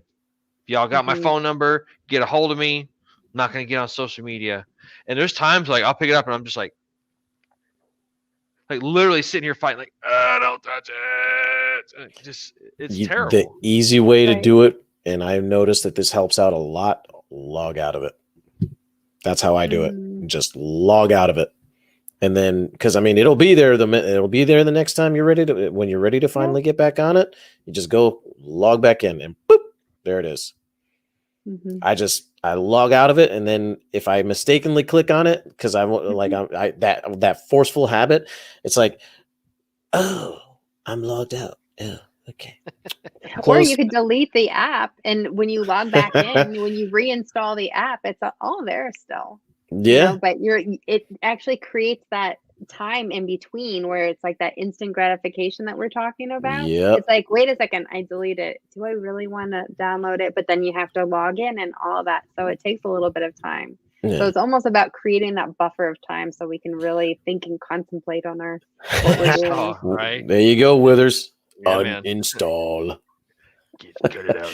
So I know, like we've talked about a lot of kind of like we're like getting back to the body portion. Like I noticed for me that a lot of my stress relief, a lot of my, if you will, like ways of like getting myself oriented, like mind and spirit together, is through exercise, doing things physically, and because I'm a very physical individual. I'm very, again, ADHD, so I get so I need to keep myself occupied in a certain manner. Like I have my boys are, I'm pretty sure, ADHD as well, so I have to keep up with them.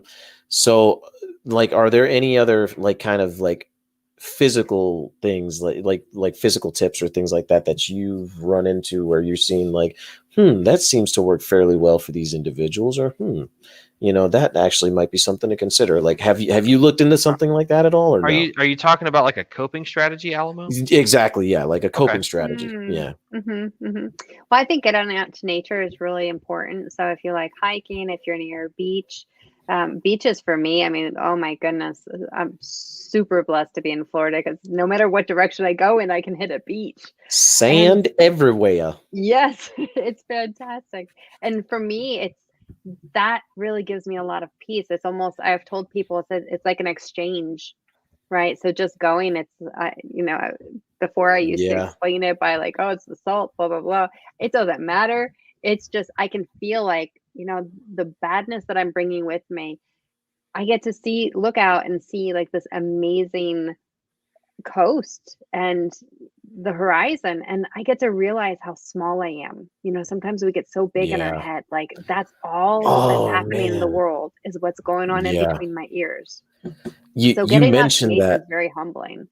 Oh God, yeah. You mentioned that, and I've mentioned this story before with Mac, where I actually, my wife and I, we took a vacation to Arizona back in 2019, so basically pre-pandemic, and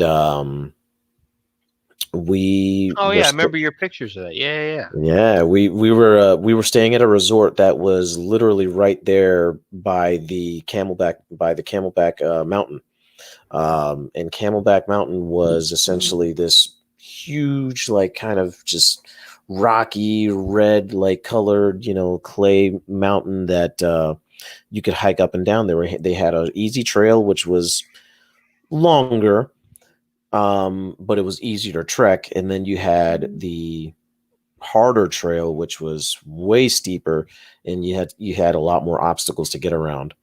And I remember, especially doing it in the heat of summer, that was, and I had a Camelback on my back. I had like all the hydration you can think of, but I said to myself, I was like, because I was in a very, I'm not going to say I was in a very low point that summer, because I had just graduated from the academy and I was looking for work. And so far, I from the police academy, by the way, and I hadn't been finding work. And I went on vacation. And I was like, you know what? This is the vacation I need to kind of just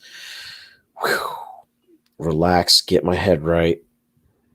And it was just, you want to talk about like kind of getting closer to nature, getting closer to God, and just kind of, moving up that. It was amazing because you get yourself up to the top of that mountain and you can see north, south, east, west. You could see literally the entire valley if you just look around. You just, every direction you just saw valley, valley, valley, valley. And I'm looking at, mountains this way, mountains that way, with houses in the middle. It was absolutely breathtaking. And I mean, Arizona had a lot of that. It has a lot of that there, and just so many hiking trails where you can just get grounded and just get yourself, so you can calm. get lost in a good way. Yeah, exactly. There you go. I even took a picture of a little lizard, and he was just standing there on a rock. Just saying, yeah. I bring my camera, especially stuff like that. I bring my camera everywhere.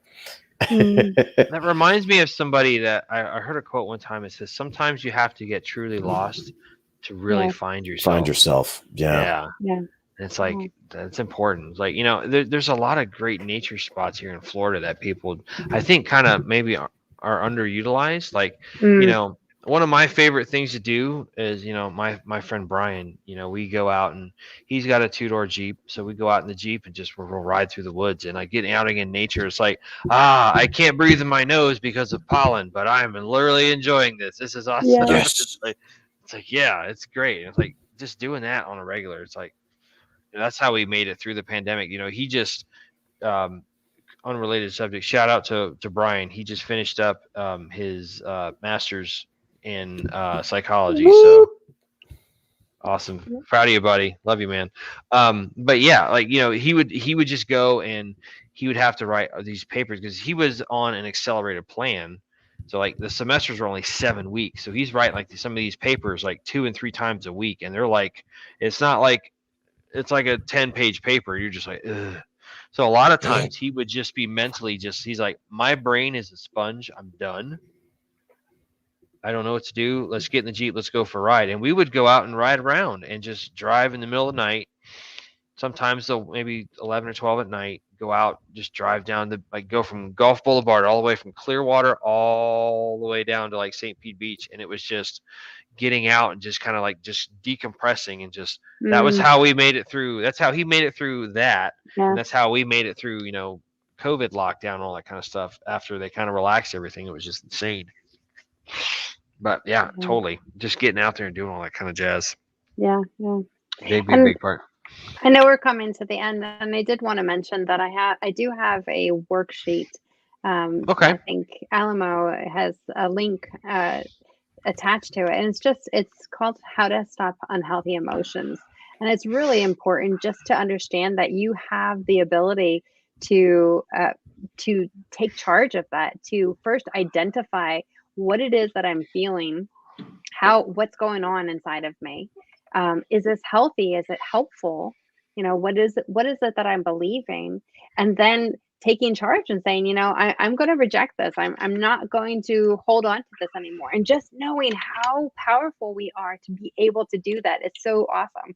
Sorry, my computer just said, you better plug me in or I'm going to die.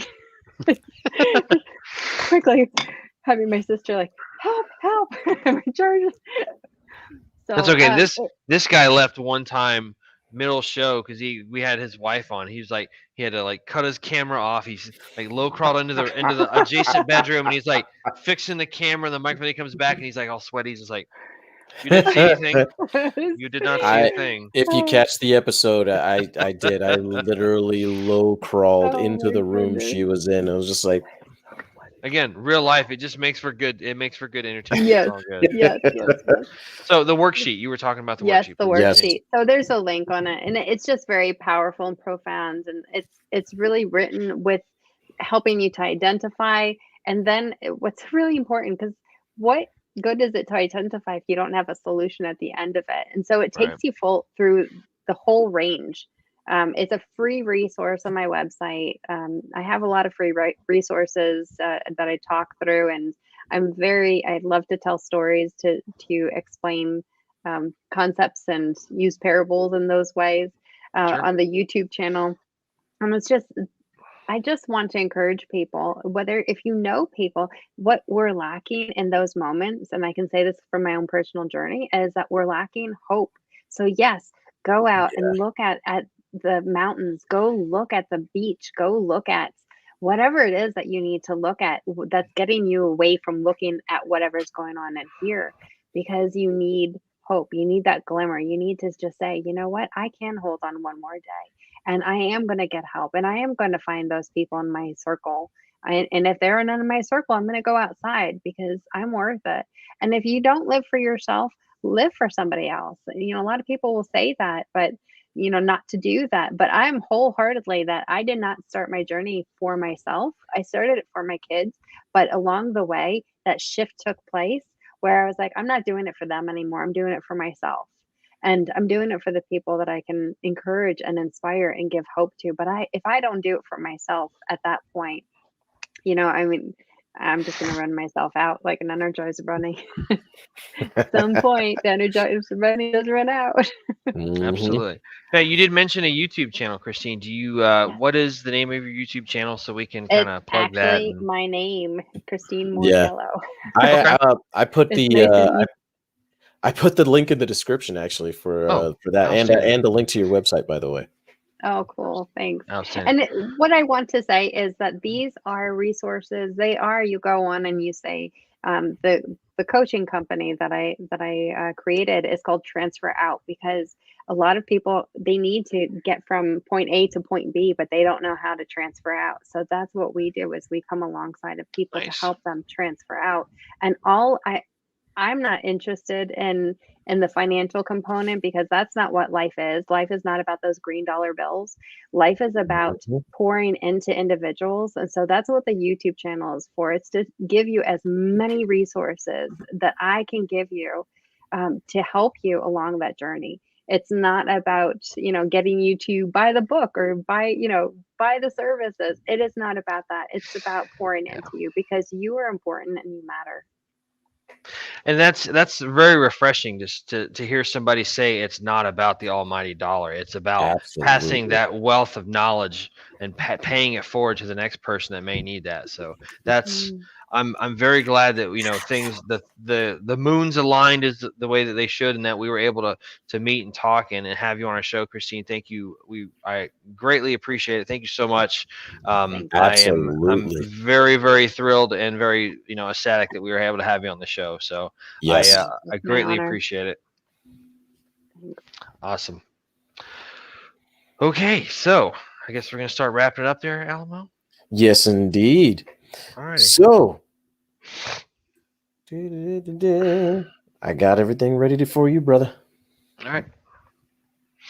So this is kind of a bittersweet ending to this show because Yes, of it the is. fact that this is the last episode of this first season. As we said, we did this topic because it was very fitting with it being the 22nd episode, having 22 veterans a day that to make that the choice to kind of to throw in the towel and unfortunately give in to whatever demons are following them and whatnot.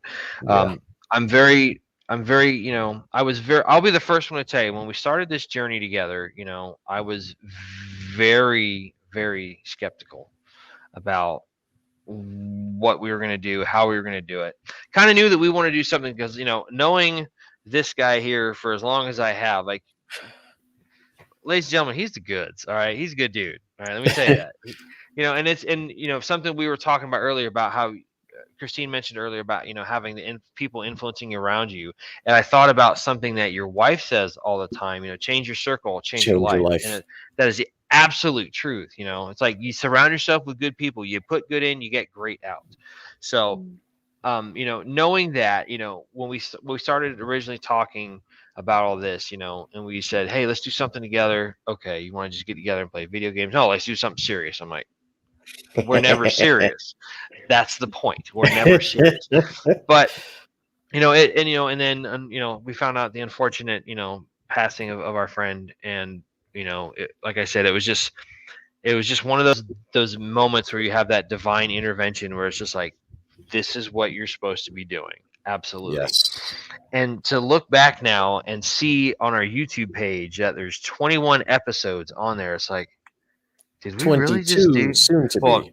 soon to be 22? It's like, did we really do all that? Like, wow, oh my gosh. Like, we talked about a lot of good stuff, so it's And more to come, baby. and more to come. We're gonna take a break just because at this point, like, I'm feeling like my buddy Brian. I'm like, my brain hurts because there's a lot. There's a lot to put on. I mean, don't get me wrong. It's fun to put on a show. It's fun to do this. It's really has become a passion project because of how this came to be.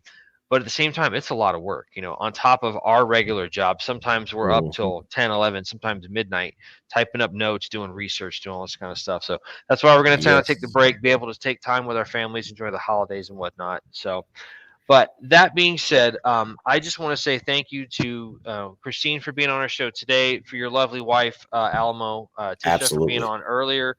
I don't know where she's at right now, but she is, a very valuable member of the Battle Bros team. She's not Absolutely. on air all the time, but she's still there. And the other people that have helped us out through this first season, my friend Brian, I owe Brian a lot of gratitude for him giving me just some advice and some kind of Kudos to Bri insight.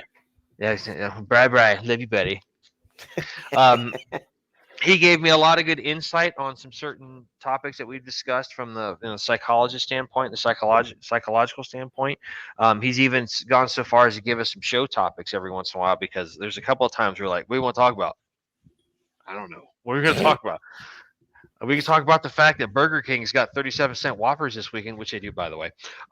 It's their 64th anniversary of the thing, so they're doing Whoppers for 37 cents. And right now, Burger King is kicking ass, and McDonald's is kind of stinking. So, anyway, that's all totally unrelated, but Yes. But there's people like that, and then also our friend Linda. Linda is also a holistic. Yes, that's right. She coach. did help. Yeah. She gave us some really good insight on a couple of different episodes. Shout out to all these wonderful people that have helped to make the show what it is. We are going to be taking a little bit of a sabbatical. Take some time, enjoy the holidays, be with family and friends, and just kind of recenter ourselves and refocus and kind of give us that break. But when we do come back after the first of the year, don't exactly know when that's going to be. It'll probably be at least a month or so. But when we do come back, we're going to come back and be hitting the pipe, pipe hitting as much as we can to make this show keep going. So, like we always do, we want to end the show how we always do. Part of coming up with this show, we came up with our own code, and the code is just kind of something you can do to help you out and give you a little bit of pep in your step, give you a little bit of hope, give you a little bit of motivation to keep going through the day. So we call it the Battle Bros code, and it's easy to remember. Just remember BROS, the word bros. Okay, so starting off, we have B tenacious. All right, that's the Battle Bros podcast. Whoops, that's not what we want. sorry. Yeah, good job there. Good job there, Chuckle. What are you doing there? Distracted. I didn't do it. You're pointing to not me. you. There, dude. Not what. This you got whatever. Was it the household 6? Something like that. Gotcha. Anyway, so Battle Bros code. B stands for be tenacious. So whenever you go through life, don't do things in a mediocre fashion. Be bold, be tenacious. All right, go out and do things to the fullest extent possible. Whether it's competing in a 10K, doing a podcast, researching a topic to talk about on the said podcast, being a parent, being a friend for somebody. Do it to the fullest. Don't have any regrets. Go out there and just kick ass and take names and take no prisoners. Okay. R, refuse to surrender. There are going to be things in life. Switch the tile. There you go. Somebody got so distracted. He's like, "Oh, what do I do?" There are going to be things in life that get you off topic, off mission, get you sideways, get you twisted. That's fine. Understand that, know that, and just remember you are trying to accomplish something. What that goal is going to vary on the person, depending on the person, the time of the year, whatever the case may be. Just don't let it beat you, no matter what happens. Remember that you have somewhere you're trying to get to. You have that objective. You're trying to hit that X. You're trying to hit that OBJ. So get there. O, obliterate your obstacles. There are going to be things, and this kind of goes along with the previous one that we just talked about. There are going to be things that are going to get you sideways. Okay, there are going to be obstacles in your way. There's, sometimes you have to go over, you have to go around, you have to dig under. Sometimes you got to get some Bangalores and some C4 and blow it up. It's like, all right, cool. Nothing wrong with a little bit of chaos, controlled destruction. So just understand that, and just remember, don't let things get in your way. Don't let things stop you. If it's something you're driving for or something you're striving for, don't let anything get in your way. Accomplish it, and you'll feel so much better about yourself. Okay. Lastly, and most importantly, S, seek out a friend in a time of need. Okay. This kind of goes with the whole preface of this show that we were just talking about. There are going to be times when you're not feeling good. There's going to be times when you're going to get distracted. There's going to be times when you're not feeling like yourself, or you're kind of going down a dark path. I know if I ever need to, I can call this guy right here, and he's going to pick up the phone and just be like, "Hey man, what's up?" It might not be right then and there. It might be an hour or so later. It might be the next day. "Hey man, what's going on? Sorry, I was with my kids and wife." "Okay, cool. I got an issue. Let's talk about it." There's been plenty of times where we've gotten together and maybe had a beer and just kind of talked about what's bugging us and how we feel about things. Just kind of had that bromantical moment where we're bonding in our bromance with each other. Not really, but really. Secrets out, dude. But like I said, there's gonna be, it's very important. Reach out to your friends. The great benefit, the one true benefit that I've had of getting onto social media, is reconnecting with all these great friends that I've made in my life. Whether it's in the professional sense that I don't work with them anymore, it's people I served with in the military that were just great dudes. I've got a great friend of mine that lives up in Ohio, my buddy Nunez. We did talk for years, and then we reconnected, and it was like we never missed a beat. And I'm so thankful and so grateful for that. And it's a wonderful thing to have that sense of kinship and camaraderie. And if you don't have that, that's unfortunate. But there are ways you can substitute that. If you're thinking of, if you're making a plan and thinking bad thoughts and thinking about going down that path, just remember there are resources out there, like we talked about with Christine over here. There is the suicide prevention hotline that you can call 24 hours a day. It's 1-800-273-8255. Again, that's 1-800-273-8255. There's actually a rap song that has that phone number as the title of the song. I found that out. I had it on my playlist. I was like, what? I'm like, oh shit, that's what that is. Damn. So, but like I said, I mean, there's somebody, call like they used to do in Cash Cab, phone a friend. Okay, reach out, pick up the phone. There's, as we tell everybody all the time, and I'm gonna try so hard not to mess it up this time. Okay. The biggest thing that we're trying to worry about, don't put that pressure on. Don't you put that voodoo on me, Ricky Bobby. Don't do it. As we talked about, this is the statistic. This is the statistic.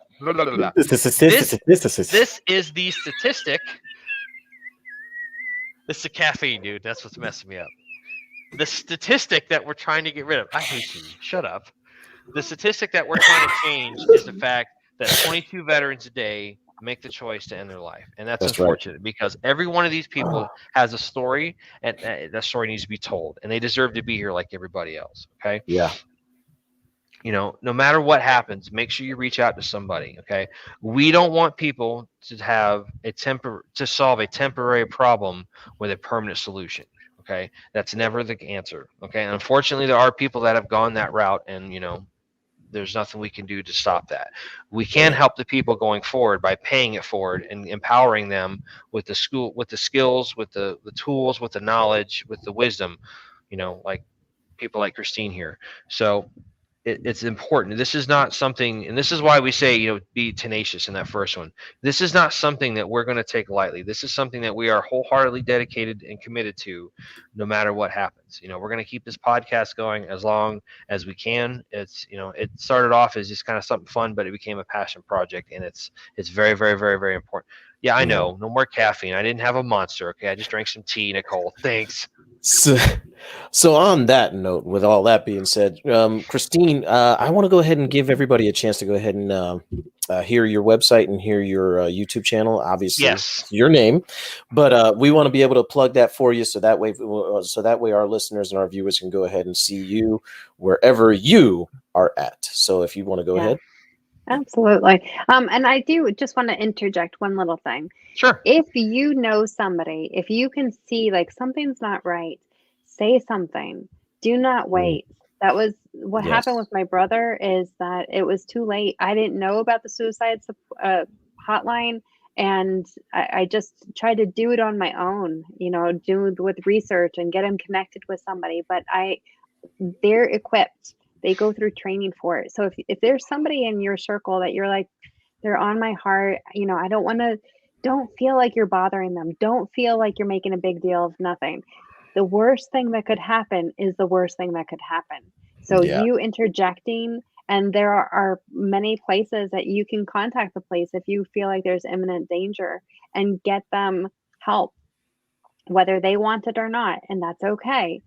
But don't let that opportunity slip through your fingers.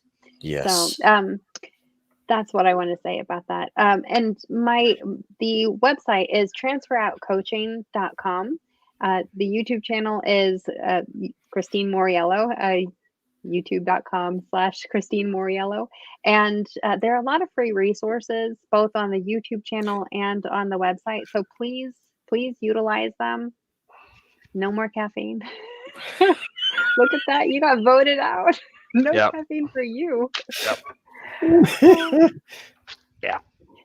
I just got to bite the bullet and own that one. So it's like, yes, ma'am. And if you're watching this and you're saying like, I have nobody to talk to, and you need someone to talk to, go ahead and call the number for the Transfer Out Coaching. I'm not going to sign you up for anything. If you just need to talk to somebody, just call. It's 407-777-0028. Outstanding. And you can find her YouTube channel as well as her website right there down in the description box. Christine, it has been an absolute pleasure. Thank you for being with us. I'm going to let you go now so that way you can get some sleep. Thanks for sticking it out, Wes. We appreciate it. Absolutely. We kind of knew this was going to be a longer one. So, yeah. And thank you for those who are watching. It's an honor to be here with you all. I appreciate that. Thank you so much, Christine. So thank you. We'll let you go, Christine. Okay. You have a good one. Alrighty. You too. Wow, dude. Yeah, I know, bruh. That was hard. I had to not like cuss so much. I know. I was just like, I don't want to corrupt the nice lady coming on our show. That was I try not to. I did. Good night, Nicole. Bye. Yeah. Bye. So, go ahead. No, I was going to say, as per the usual, as it comes to us, you can catch us everywhere. You can catch us over on the Facebook at facebook.com/battlebros.podcast. You can also catch us on the Instagram at battlebros_podcast. You can also catch us on all the audio platforms, probably not for this episode, but you can also catch us on all the audio platforms, which is Spotify, Anchor, Apple Podcasts, Google Podcasts, Overcast, Breaker, Castbox, Pocket Cast, Radio Public, and Did you just say Overcast? Is that one of the apps? Overcast? Overcast is one of the apps, yeah. And other than that, folks, it was a great show. we got nothing else for you. We just I want to got let you guys know. Yeah, go ahead. no. Go ahead, finish up what you're gonna say. Then I want to add one thing No, I before we was gonna sign say, off. I was just gonna say, we just wanted to kind of close it out on that. This episode was absolutely fantastic. So go ahead and share it with your friends. Share it with anybody that you know that could be running into some thoughts that you know are not healthy. That could That's lead to something troublesome. So exactly. We want to prevent as much as we can, and we want to save at the very least, if we could save at least one. That's our mission here.